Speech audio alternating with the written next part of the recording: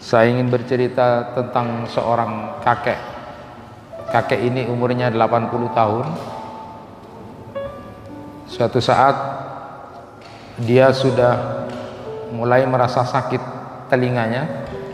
Telinganya sakit suatu saat, lalu kemudian tidak mendengar.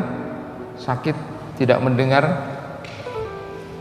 Lalu kemudian datang periksa ke tabib atau ke dokter.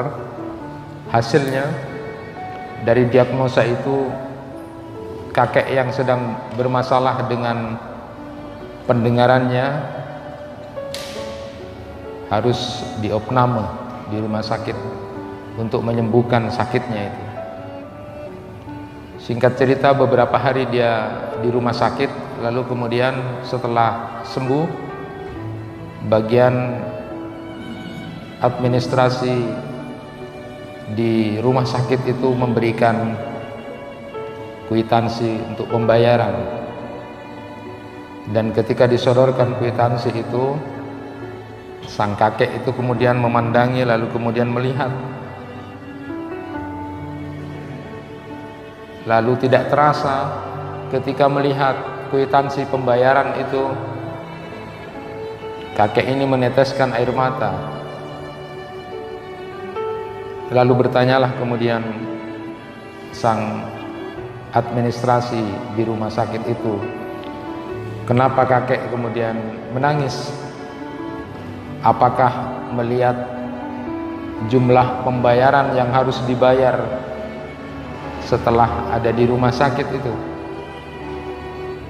Lalu kemudian kakek itu menjawab, abki li'anna allaha manhiya sam'a samanina amma walam yukallifuni bi ujrati qad fakam a'tana Allahu wa kam asaina. Kakek itu lalu kemudian mengatakan, saya menangis bukan karena melihat jumlah nominal yang harus saya bayar, tetapi saya baru sadar, katanya kakek itu, bahwa Allah Subhanahu wa ta'ala telah memberikan pendengaran buat dia selama 80 tahun, tetapi Allah tidak pernah minta bayaran.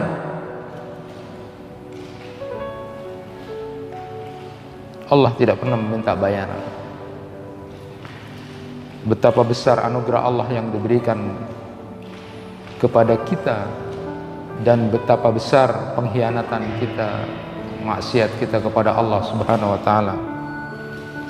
Itulah yang disampaikan oleh sang kakek kepada pegawai administrasi di rumah sakit itu.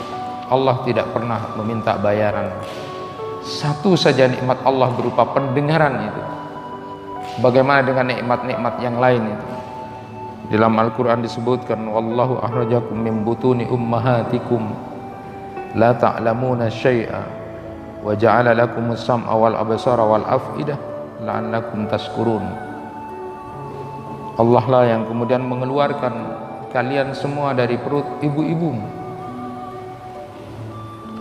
Pada waktu itu kalian tidak tahu apa-apa. Lalu Allah kemudian menjadikan pendengaran, penglihatan dan hati agar kalian menjadi orang yang bersyukur pada Allah.